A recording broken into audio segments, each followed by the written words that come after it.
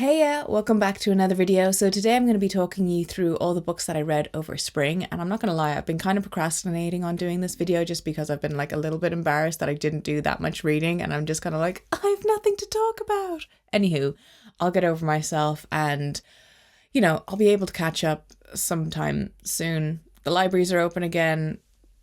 It's going to be grand. Also, you can actually see my new t-shirt. Got a lovely new Junji Ito shirt there a couple of weeks ago. I was like, oh, I'll wear it for the video and show it off, and you can see nothing.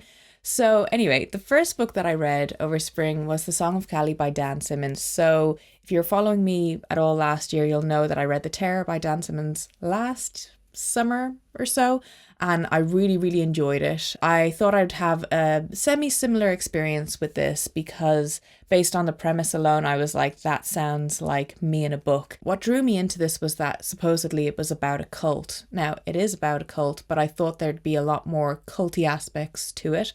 It's about a man who works for a literary agency, and he's sent from America to India to Calcutta to find out whether there is any validity to a poet who has been missing for several years, presumed dead, but there's new work of his emerging from India, and he's basically sent over there to try to track this poet down or to figure out what it is that's actually going on. Whether is the poet actually missing? Is he dead?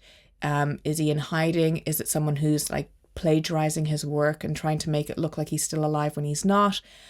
All that kind of thing. So there is a lot of kind of mystery within this, because once Robert gets to India, there's a lot of like meeting people who supposedly have connections to the poet, and he doesn't, people seem real sketchy.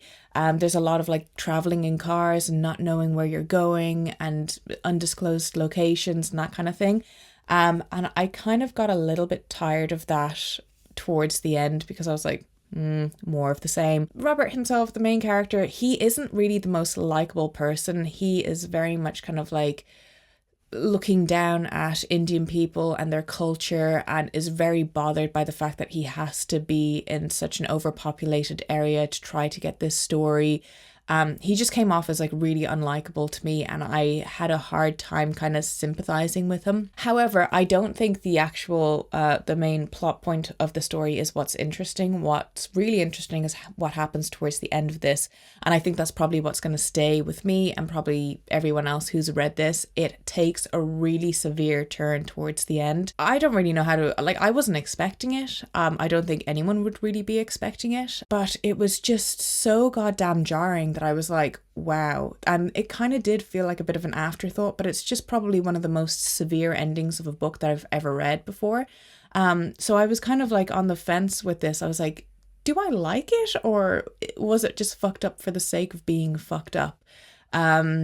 So yeah, I was like a little bit underwhelmed with the actual story. I thought it was more so going to be that Robert's going to be going to become like undercover within this cult and kind of get to the bottom of things, and it's not really that. Everyone knows what's going on. There is some really gross body horror in this, which I thought was, well, maybe body horror isn't this. Yeah, I'd say body horror is probably the right term to use, but honestly, it made me want to pass out. It was the description of a body decomposing. It was vile, and I have a very hard time dealing with that sort of level of decomposition and stuff. I don't like reading about things like that. So I was like, this is very effective in grossing me out. But yeah, I think I gave it like 3 stars or so. Like, I didn't hate it. It wasn't astonishing to me or anything like that. And I definitely recommend it if you're someone who's kind of like into kind of culty elements. If you just want a fucked up read, basically, this is your book. Next, I read Beloved by Toni Morrison. So this is a book that I tried to read multiple times previously. I'd always get it out from the library, and then I really wouldn't get past like 100 pages or so. Not that I wasn't enjoying the writing or any solid issue. I just tend to procrastinate a bit when I'm reading books that I know are going to have like an emotional effect on me. Like, as much as I want to say that I'm a critical reader and I can read any type of book, I do struggle when it comes to books that provoke my own emotions, and I have a kind of like a visceral response to them. I tend to like not want to read them, but I knew that I wanted to read this at some point, and I'm so glad that I finally have done it now, because it really is a masterpiece. So this follows a woman after the Civil War. She has one daughter who she lives with. She also has a few sons who have already moved out of the family home. And she believes that their house has been haunted by her daughter who passed away, who is her firstborn. So she is a former slave. She escaped slavery, and I think what really stands out about this book is the amount of trauma that's in it for all the characters involved, and how they view themselves and their sense of selves after going through something so unbelievably traumatic that like you and I will never be able to comprehend. These characters feel really fleshed out and real. You feel their pain just reflected off the pages. There's a lot of kind of like family dynamics and, you know, favoritism within the family. And there's certain imagery in this that I felt was so haunting that it's going to stay with me for the rest of my life, especially towards the end. There's one specific scene towards the end where there's people who are surrounding the house. If you've read it, you know what scene I'm talking about. Like, that is such a bold image, and I'm just like astounded by it. But yeah, like it wasn't, this time around, it wasn't as difficult as I thought it was going to be, because I think I was able to kind of, you know, put my own stuff to the side and just read about this. And the fact that it is based on something that really did happen, I thought this was so unbelievably powerful that I just can't really put into words like how I felt about it, because I feel like I could write a whole dissertation on this. I couldn't recommend this enough if you are wanting to read books that have deeper meanings, that have a lot of themes that are relative to even today's society. Yeah, it was a really, really worthwhile read. It was one of the best books that I've read so far this year. Next, I read The Hunger by Alma Katsu. So this is a book that I was really excited for, and ultimately ended up being kind of disappointed and let down by it. So it's a horror novel. It's a historical retelling of the experiences of the Donner Party, who were a group of people who were on a trail in America back in the day, who were trying to find themselves a better life, make a better life for themselves. And they ended up getting stuck in atrocious weather, getting frozen in, snowed in on the side of a mountain, and they had to resort to cannibalism once the food ran out. So what I enjoyed about this was probably the first couple of chapters, because it's leading you to believe that there's something else out there. I don't love monster stories or anything like that. I wouldn't say like I'm a huge monster fan, but the way it was kind of introduced in this, I really enjoyed it, because it's so ominous, and especially because it's a young child who's like the first victim. It just kind of feels like it goes hard right off the bat. But however, by the time I got to the end of this, I felt like it really didn't deliver on any sort of horror level. I felt that there was very, very minimal horror elements to this, and it's more so a story of kind of people and their paranoia and mistrust towards one another.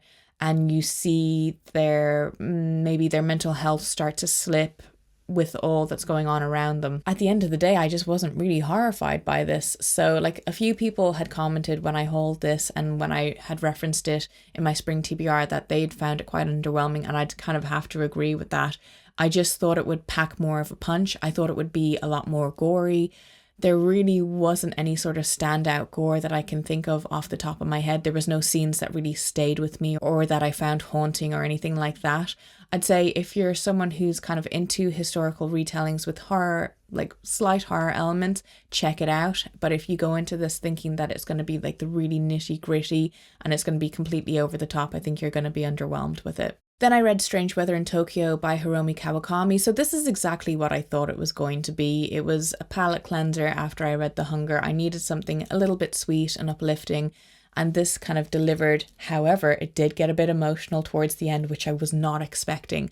So basically, it's about a young woman who bumps into one of her old teachers. He's about 30 years older than her, and she bumps into him at a bar, and they strike up a conversation, and they kind of continuously bump into each other at this bar over the next coming weeks and form a friendship and a bit of a dependency on one another. Not like a codependency, but you know, it was just a really sweet novel. And there was like moments in this where I really related to the teacher in this, because he just seemed like such a kind of funny character, the way he'd like blurt things out from time to time. It's like he'd bump into her, and one particular scene he bumped into her and he didn't even say like hello, how are you, any of the kind of formalities that we're used to. He just immediately went into the fact that his bum was sore because he fell over and like bruised himself. And I just thought it was so funny and endearing.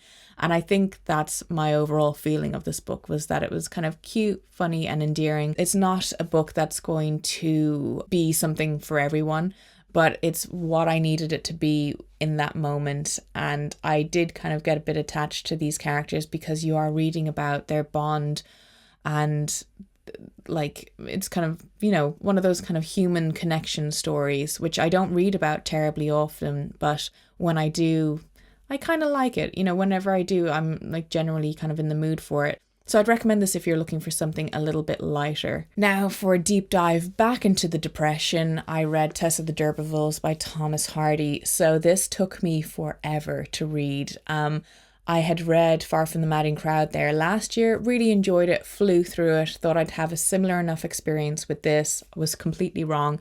It's not the most depressing book on the face of the earth. However, because I think I was so overwhelmed with the amount of college work that I had due, going back to a book that basically is about a poor woman being taken advantage of, being looked down at within society, who finds that she actually has aristocratic ties through her bloodline, and she's introduced to this family, and just the way they treat her and look down at her. Basically, she ends up being the victim of a sexual assault and finds herself pregnant afterwards. I found it ridiculously hard to read based on that premise alone. And then afterwards, the fact that she has to, again, be confronted with her assaulter, and just he was probably one of the most unlikable, hated characters that I've like ever read. I was seething with hatred anytime that he spoke. I would just be like, shut up, nobody cares what you have to say. And I think that goes to show the fact that I was having such a strong reaction of anger towards it. I think it goes to show that it was really well written, because typically, you know, you don't get that invested in books when they're poorly written, or like you can't really have a strong grasp of the characters and what they're like as people. You know, this felt very real to me, and I think that's why I really dragged myself through it, because I was just like, I'm getting depressed reading it, I'm getting angry reading it. I'm not finding the actual experience of sitting down to read very relaxing because of those reasons. So I think that's, you know, all those contributed to the reason why I got through it so slowly. But I did really enjoy it. I believe I gave it 4 stars. If you're into kind of depressing literature, you should definitely check it out. So then I just needed a comfort read, and I picked up The Two Towers by J.R.R. Tolkien. So this was like everything that I needed it to be in that moment. Like, I needed something that was familiar. I needed something that was comforting. I needed something that would be grounding, and this just delivered. I really like the fact that the story has progressed, and we've got like the 2 separate groups. So we've got Sam and Frodo doing their own thing, and then we've got everyone else. There is also the return of Gandalf. And like a lot of shit happened in this, and it was just so engrossing to me, and it was so nostalgic. It was just something that I was able to put my worries aside and really enjoy for what it is, and like really savor it as well. So I'm looking forward to getting to the Return of the King. I'm probably not going to read that until like late autumn or so. I'm going to try to drag out this reread as long as I possibly can, and I want to pick that up when I'm kind of in the same mood that I was for this, you know, like when I really need it. Then I'm probably being a bit cheeky slipping these 2 in, but I was like, do you know what, it's before I actually started my summer TBR, so I'm going to talk about them. I read The Troop by Nick Cutter, so if you saw my reading vlog, you'll probably know all my thoughts on this. This is about a group of Boy Scouts who are stranded on an island after a contagion of sorts has broken out. Basically, the island, they weren't alone on the island. A man shows up who's desperately thin and just incredibly ill and out of it. And it turns out that he has some sort of, how would you describe it, parasite that he then starts to spread around. And this parasite causes you to just become horribly hungry. It's genuinely vile. Like, it was fairly rough to read about. There's a lot of body gore in this. Like, this is what this book is known for, and I really enjoyed the body gore. I felt like it could have done more. There is some aspects of animal abuse in this, which was also incredibly difficult to read. Like I said in my reading vlog, one was for survival, and then one was just a sadistic act by one of the boys in like a flashback. But I didn't think it was too severe. Like if you read it quickly, I think you'd be able to get through. But if you're someone who's adamant that you can't read about anything like that, then this isn't the book for you. But yeah, I really enjoyed it for what it was. It wasn't groundbreaking to me, but I mean, I enjoyed it and I would recommend it. It's very much like a binge read, and you know how these boys, who I thought were much younger than they actually were, they're all a bunch of 14-year-olds, how these boys managed to try and survive and how they try to overcome what's happening to them.